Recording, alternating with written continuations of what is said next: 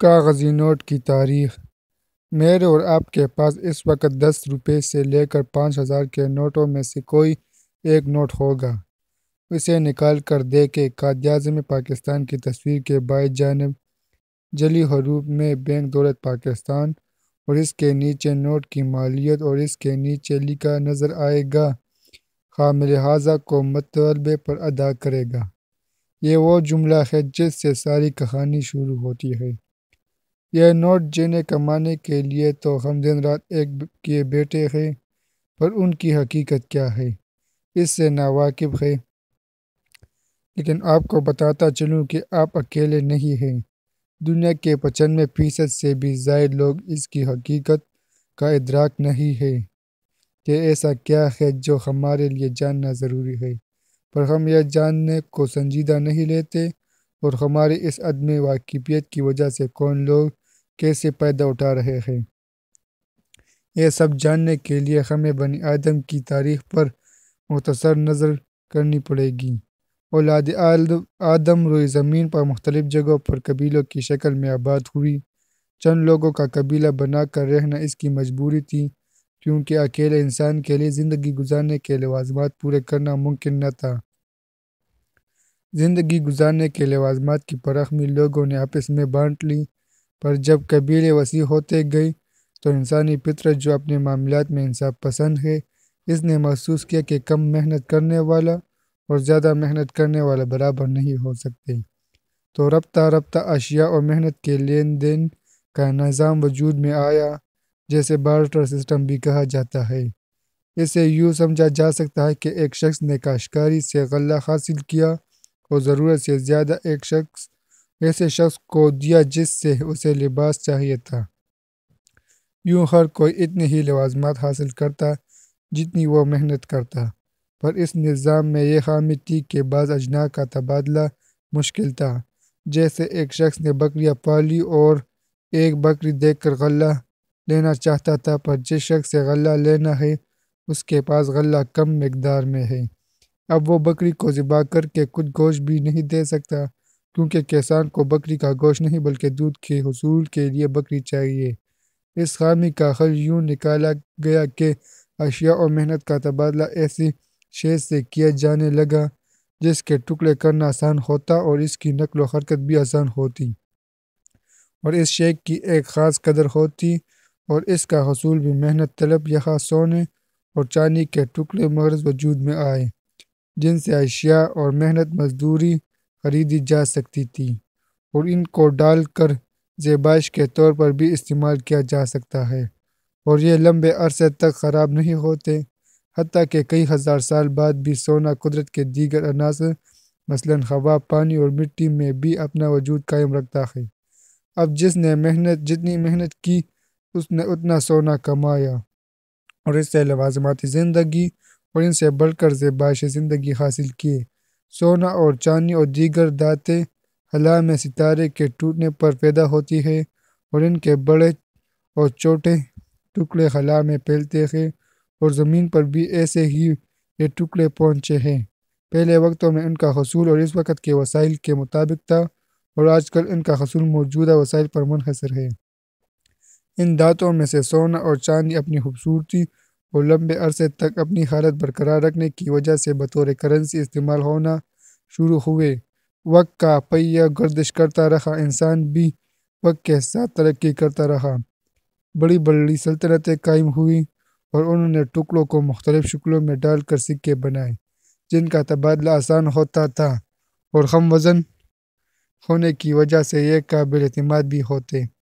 وقت گزرنے کے ساتھ ساتھ انسان تیزی سے جدیدیت کی طرف مائل ہوا، اور جس نے مظاہر قدرت میں جتنی کھوج کی، قدرت نے اسے اتنا ہی نوازا۔ کاغذ کی ایجاد بھی قدرت کا ایک اہم انعام ہے جو اس نے غور کرنے والوں کو عطا کیا۔ سب سے پہلے کاغذ چینیوں نے بنایا، اور پہلا کرنسی نوٹ بھی 7ویں صدی میں چین میں ہی جاری کیا گیا۔ اس کا مقصد تانبے کے بنے سکوں کو بڑی ادائیگی کی صورت میں زیادہ وزن ہونے کی وجہ سے لے جانا مشکل ہوتا، تو یہ اس تانبے کی رسید بطور ادائیگی پیش کی جاتی۔ اب اگر تانبا چاہیے ہوتا تو گودام سے لے لیا جاتا، یا اس رسید کو آگے کسی اور کو بطور ادائیگی دے دیا جاتا۔ اور جس کو تانبا چاہیے ہوتا وہ آ کر لے جاتا، اور باقی لوگ جن کو صرف ادائیگی سے غرض ہوتی وہ وزن اٹھانے سے بچ جاتے۔ یہ معاملہ بہت بڑی ادائیگیوں کے ضمن میں تھا اور بہت ہی خاص لوگوں تک محدود تھا۔ 11ویں صدی عیسوی میں یورپ میں بسنے والے یہودیوں نے بینک متعارف کروایا۔ یہ لوگوں سے کم شرح سود پر قرض لے کر زیادہ شرح سود پر قرض دیتے تھے۔ آج موجودہ بینکوں کی بھی یہی تعریف ہے کہ بینک ایک ایسا ادارہ ہے جو لوگوں سے کم شرح سود پر رقم لیتا ہے اور زیادہ شرح سود پر قرض دیتا ہے۔ یوں بینک ایک منافع بخش کاروبار کرتا ہے۔ ان یہودیوں کے پاس سونا اکٹھا ہوتا اور یہ قرض دیتے اور سود کما کر امیر تر ہوتے گئے۔ کچھ عرصے بعد بڑے بڑے پیمانے پر سونے کے سکوں کا لین دین کرنے، بڑے مکان اور حفاظتی سپاہیوں پہرےداری رکھنے کی وجہ سے اکثر لوگ اپنا سونا ان کے پاس حفاظت کے لیے رکھوانے لگے۔ یہ سونے کی حفاظت کرنے کی کچھ رقم وصول کرتے، اس کی رسید بنا دیتے۔ یہ معاملہ یوں چلتا رہا، پر کچھ عرصے بعد ان بینکروں نے ایک بات نوٹ کی، وہ یہ کہ سونا رکھوانے کوئی اور آتا ہے اور لینے کے لیے کوئی اور۔ مزید یہ کہ سونا رکھوانے والے لوگ زیادہ تھے اور واپس لینے والے بہت کم، یعنی لوگوں نے سونے کی رسیدوں پر ہی لین دین شروع کر لیا تھا۔ ان رسیدوں پر اعتماد کی وجہ یہ تھی کہ جس کا جب چاہا وہ مطلوبہ بینکار کے پاس جاتا اور اسے اسی وقت سونا مل جاتا۔ اسی اعتماد نے مارکیٹ میں ان رسیدوں کو وہی اہمیت دلائی دی جو کہ اصل سونے کی اشرفیوں کی اہمیت تھی۔ اہمیت کیوں نہ ہوتی، کیونکہ کئی دہائیاں لوگوں نے انہیں استعمال کیا اور کبھی کوئی رسید لٹائی نہیں گئی۔ اس اعتماد کا ان بینکاروں نے ناجائز فائدہ اٹھانا شروع کیا۔ انہوں نے پاس موجود سونے سے زیادہ رسیدیں بنانا شروع کر دیے اور ان کو مارکیٹ میں یوں پہنچاتے کہ کوئی ایسا قرض کا طلبگار آتا جس کے بارے میں انہیں یقین ہوتا کہ یہ رقم سود سمیت ادا کرے گا تو وہ ایسے رسید بنا دیتے، اور جب وہ سود سمیت قرض لوٹاتا تو سود اپنی جیب میں ڈالتے اور رسید کو ضائع کر دیتے۔ یوں کچھ کیے بغیر ان کی دولت میں بے پناہ اضافہ ہونے لگا۔ چند ایک لوگ جنہوں نے بڑی مقدار میں اپنا سونا ان کے پاس رکھا تھا، انہیں اس بات کی خبر ہوئی تو وہ بینکاروں کے پاس گئے، پر انہیں ان رسیدوں پر ملنے والے سود میں سے کچھ فیصد کا وعدہ کر کے ممنوع بنا لیا گیا۔ یہ بینکر وقت کے ساتھ ساتھ اتنے امیر ہو گئے کہ حکومتوں کو قرض دینے لگے اور اپنی مرضی کے قوانین بنانے لگے۔ انگریزی کہاوت ہے کہ جو سونے کا مالک ہوتا ہے وہی قانون بناتا ہے۔ بہت سی حکومتوں نے ان کے آئیڈے کو اپنایا۔ سینٹرل بینک بنے جو اکثر پاس موجود سونے سے زیادہ رسیدیں چھاپ کر حکومتی کام نکلوا لیتے، جن میں تنخواہیں دینا اور تعمیر و ترقی کے کام وغیرہ شامل تھے۔ ایک بات ذہن میں رہے کہ یہ جن کو قرض جاری کرتے ان سے کچھ لوگ کنگال ہو کر قرض ادا کرنے کے قابل نہیں رہتے تھے، حتیٰ کہ ان کے کوئی ایسے اثاثے بھی نہ ہوتے کہ جو ضبط کیے جا سکے۔ جب بھی کسی بینکار کے بہت زیادہ لوگ قرض ادا کرنے سے عاجز آ جاتے اور دوسری طرف ان کی مارکیٹ میں پلائی گئی رسیدوں کی واپسی زیادہ بڑی تعداد میں ہونے لگی تھی، تو ایک وقت آتا کہ ان کے پاس لوگوں کا رکھوایا گیا سونا ختم ہو جاتا اور لوگوں کے ہاتھ میں موجود رسیدیں سونے کے ٹکڑوں سے کاغذ کا ٹکڑا بن جاتی۔ اس صورتحال کو بینک کا ڈیفالٹ ہونا کہتے ہیں۔ کیونکہ انہوں نے اپنی مرضی کے قوانین بنا رکھے تھے، لہٰذا ایسی صورتحال میں نقصان عوام اٹھاتی اور بینکار اپنی ذاتی دولت سمیٹ کر فرار ہو جاتا۔ آپ سوچ رہے ہوں گے کہ اتنا بڑا فراڈ لوگ کیسے برداشت کر لیتے تھے، تو جواب یہ ہے کہ لوگ تب تک بے بس ہو چکے تھے۔ کاغذ کی رسیدیں مارکیٹ میں بہت زیادہ عام ہو چکی تھیں، اور یہ کہ بینکوں کا ایک فراڈ حال ہی آشکار ہوتا تھا، اور ان بینکاروں نے اپنے تحفظ کے لیے حکومتی سرپرستی بھی حاصل کر رکھی تھی اور خود کو تحفظ دینے والے قوانین بھی، اور اس سارے بینکنگ سسٹم کو اتنا پیچیدہ بنا کر پیش کیا گیا تھا کہ عام لوگ اسے سمجھنے سے قاصر ہوتے، جیسے کہ اس طرز کے بینک آج بھی چل رہے ہیں اور ہم ان کے فراڈ کو جانتے ہی نہیں۔ ڈیمانڈ اینڈ سپلائی یعنی طلب و رسد کا اصول ہمیشہ سے لاگو رہا۔ جب بھی مارکیٹ میں اشیاء اور کرنسی کی سپلائی میں توازن رہتا ہے، قیمتوں میں تسلسل قائم رہتا ہے۔ پر جب اشیاء اتنی ہی رہے اور کرنسی کی سپلائی بڑھ جائے تو اسے افراط زر کہا جاتا ہے۔ چونکہ ہر کسی کے پاس پیسے ہوتے ہیں تو لوگ اشیاء زیادہ قیمت پر بھی لینے کو تیار ہو جاتے ہیں، یوں ان کی قیمتیں بڑھ جاتی ہیں۔ دوسری صورت میں اشیاء کا زیادہ ہو جانا، جس کی وجہ سے کرنسی کی قدر بڑھتی ہے اور اشیاء کی قیمتیں کم ہو جاتی ہیں۔ جب سے بینک قائم ہوئے اور پھر حکومتی سرپرستی میں آ گئے اور انہوں نے اندھا دھند رسیدیں، جنہیں نوٹ کہا جاتا ہے، چھاپنے شروع کیے، تب سے مارکیٹ میں کرنسی کی سپلائی بڑھتی جا رہی ہے اور اشیاء کی قیمتیں بھی بڑھتی جا رہی ہیں۔ پہلی اور دوسری جنگ عظیم میں جب یورپ دست و گریباں تھا، تب امریکہ نے اس جنگ سے خوب فائدہ اٹھایا۔ اس نے یورپ کو اسلحہ اور اشیاء ضرور یہ بیچے اور خوب سونا اکٹھا کر لیا۔ تب تک حکومتوں کا آپسی لین دین سونے میں ہی ہوتا تھا۔ امریکہ دوسری جنگ عظیم میں اختتام سے کچھ عرصہ پہلے شامل ہوا تھا، اسی وجہ سے جنگ کے اثرات اس کی معیشت پر کچھ خاص نہیں پڑے۔ اس وقت جتنے امریکی ڈالر مارکیٹ میں تھے، امریکہ کے پاس اتنا ہی سونا بھی تھا۔ یورپی حکومتوں نے اپنے پاس موجود سونے سے زیادہ اپنی کرنسیاں چھاپ کر جنگوں کے اخراجات پر پورے کیے تھے اور ان کی کرنسی اپنی قدر کھو چکی تھی۔ جبکہ تقریباً اختتام پر عالمی تجارت کے پیمانے طے ہونے کے لیے اجلاس منعقد ہوا، جس میں امریکہ چونکہ دیگر ممالک کے مقابلے میں 75% زائد سونے کا مالک تھا، اسی کے لیے وہی بات جو سونے کا مالک ہوتا وہی قانون بناتا ہے کہ مصداق اس کی مانی گئی بلکہ منوائی گئی۔ تب یعنی 1944 میں امریکی ڈالر کو عالمی تجارتی کرنسی مانا گیا اور ایک ڈالر کی قیمت 0.88 کرنسی سونا طے کی گئی، جس پر برٹن ووڈز کا معاہدہ کہا جاتا ہے۔ تب سے ہر ملک نے سونے کے ساتھ ساتھ امریکی ڈالر بھی اپنے سینٹرل بینکوں میں بطور ریزرو کرنسی رکھنا شروع کیا۔ ہر ملک کی کرنسی یوں ماپی جانے لگی کہ ان کے پاس کتنا سونا اور کتنے ڈالر ہے اور کتنی مقدار میں انہوں نے اپنی کرنسی چھاپ رکھی ہے۔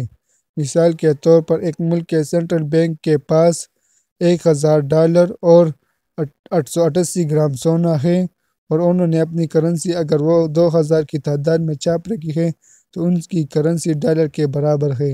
اگر 1000 چھاپ رکھی ہے تو ڈالر سے دگنی ہے، اور اگر 4000 چھاپ رکھی ہے تو ڈالر کے مقابلے میں آدھی ہے۔ یوں ہر ملک کی کرنسی کی قدر طے ہوئی جو اس کے سینٹرل بینک میں ڈالر اور سونا بڑھنے پر مضبوط ہوتی اور یہ دو چیزیں کم ہونے پر اس کی قدر کمزور ہوتی۔ اس وقت یہ اصول تو طے کر لیا گیا، پر اس کے پیچھے بھی وہی یہودی بینکار تھے جن کے اباء نے اعتماد قائم کر کے سونے سے زیادہ رسیدیں چھاپنا شروع کی تھیں۔ اس معاہدے کے بعد دیگر ممالک نے امریکہ کو اشیاء بیچ کر ڈالر حاصل کرنا شروع کر دیے اور چند ممالک سستے میں اشیاء دینے لگے تاکہ ڈالر حاصل ہو۔ یوں امریکی صنعت بیٹھنا شروع ہوئی، کیونکہ بیرون ملک سے سستی اشیاء لوگوں کو مل رہی تھی۔ امریکہ کی برآمدات کم اور درآمدات زیادہ ہونے لگ گئی، جس کی وجہ سے امریکہ کے تقریباً آدھے ڈالر دیگر ممالک کے سینٹرل بینکوں میں اکٹھا ہو گئے۔ اس پر مستدرک کہ امریکہ نے دفاعی اخراجات بڑھائے، ویت کی نام جنگ میں کود پڑا، جس کے اخراجات پورے کرنے کے لیے اسے اپنے پاس موجود سونے سے زیادہ ڈالر چھاپنے پڑے۔ جبکہ دیگر بڑے ممالک نے دیکھا کہ امریکہ کی برآمدات اور درآمدات میں بہت واضح فرق ہے اور یہ سوویت یونین نام کی جنگ میں بھی گھسا ہوا ہے، مارکیٹ میں ڈالر کی سپلائی جو کہ تو جاری ہے تو وہ کٹک گئے۔ سوئٹزرلینڈ نے امریکہ کو 5 کروڑ ڈالر واپس کر کے 44 ٹن سونا حاصل کیا۔ امریکہ نے سفارتی دباؤ ڈال کر دیگر ممالک کو سونا لینے سے روکنے کی کوشش کی، پر فرانس کو نہ روک سکا۔ فرانس نے تقریباً 19 کروڑ ڈالر واپس کر کے 170 ٹن سونا امریکہ سے وصول کیا۔ برطانیہ بھی 75 کروڑ ڈالر واپس کر کے سونا لینا چاہتا تھا، جس کا تقریباً 660 ٹن وزن بنتا تھا۔ صورتحال یہ تھی کہ امریکہ اپنے پاس موجود سونے سے 3 گنا زیادہ ڈالر چھاپ کر دنیا میں بانٹ چکا تھا۔ اب اگر سارے ملک ڈالر واپس کر کے سونا مانگتے تو امریکہ کے پاس اتنا سونا نہیں تھا۔ حقیقت میں امریکہ اس وقت ساری دنیا کا مقروض ہو چکا تھا۔ اس کی معاشی اور عسکری ترقی کی وجہ کاغذ کا ڈالر تھا، جسے وہ چھاپ کر امیر اور طاقتور تھا۔ اس وقت یعنی 1971 میں امریکی صدر نکسن نے تقریر کی اور کہا کہ میں ڈالر کی سونے یا کسی مادی شے میں تبدیلی عارضی طور پر منقطع کر رہا ہوں، پر یہ وعدہ جھوٹا نکلا۔ تب سے مستقل طور پر امریکی ڈالر سونے سے منقطع ہے، اور اس بات کو اس نے اپنی طاقت کے زور پر منوایا۔ اس اعلان کے بعد دنیا کی معیشت، جو سونے میں منتقل ہونے والے ڈالر پر کھڑی تھی، وہ فقط ایک کاغذ کے ڈالر پر آ گئی۔ وہ کاغذ جسے Federal Reserve of America demand پر چھاپنے کا حکم جاری کرتا ہے، اور وہ چھپ جاتا ہے۔ امریکہ اس سے جنگیں لڑتا، پیٹرول خریدتا، IMF اور ورلڈ بینک جیسے اداروں کو استعمال کر کے ملکوں کو معاشی غلام بناتا۔ ڈالر درختوں پر اگتے تو شاید اگنے میں وقت لگتا، پر فیڈرل ریزرو آف امریکہ چند سیکنڈ میں ایک چیک لکھتا اور دنیا میں اربوں ڈالر وجود میں آ جاتے، جن کی وجہ سے پوری دنیا میں مہنگائی کی شرح میں اضافہ ہوتا ہے۔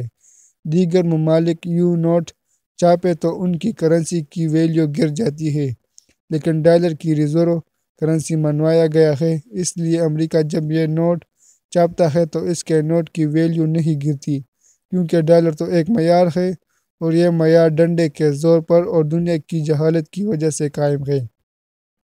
آج ہم IMF سے ان چند ارب ڈالر کے لیے اپنا ملکی وقار داؤ پر لگاتے ہیں جو فیڈرل ریزرو آف امریکہ نے بس پرنٹ کر کے دیے ہیں، تو یہ جو حامل حاضہ کو مطالبے پر ادا کرے گا، اس سے مراد اس مالیت کا سونا ہوتا ہے جو 1971 سے پہلے ملنے کا قانون تو موجود تھا، پر اب یہ ایک جھوٹ ہے۔ یہ نوٹ فقط کاغذ کا ٹکڑا ہے جس کی اپنی کوئی قدر اور قیمت نہیں، اور اسے کمانے کے لیے ہم دن رات ایک کر رہے ہیں۔ دنیا کی تاریخ میں کئی بار ایسا ہوا ہے کہ حکومتوں نے سونے کے سکوں میں ملاوٹ کر کے زیادہ سکے بنائے، پر وہ سکے وقت کے ساتھ ختم ہو گئے۔ جنہوں نے وہ کمائی، ان کی کمائی ضائع ہو گئی اور سونے کے اصلی سکے ہی باقی رہے۔ یہ جو عالمی دھوکہ جاری ہے، اس نے جلد ختم ہو جانا ہے۔ اس وقت جس کے پاس ان نوٹوں کا انبار یا بینک میں بڑی رقم ہوگی، ان کے پاس بس کاغذ کے ٹکڑے اور بینک کے کھاتے میں لکھے نمبر رہ جائیں گے، اور جن کے پاس سونا، چاندی، زمین یا دیگر مادی اشیاء ہوگی، وہی دولت مند ہوں گے۔ سوال یہ ہے کہ ہمارے بڑے تو وہ اپنی لا علمی کی وجہ سے ہمیں کاغذ کے نوٹ کما کر دے گئے، کیا ہم بھی آنے والی نسل کو یہ کاغذ تھما کر جائیں گے؟ اگر یہ سلسلہ یوں ہی چلتا رہا تو ہم یا ہماری اگلی یا اس سے اگلی نسل جن کے ہاتھ میں موجود نوٹوں کو کاغذ قرار دیا جائے گا، وہ ضرور پچھلوں کو کوسے گی۔ ذرا سوچیں۔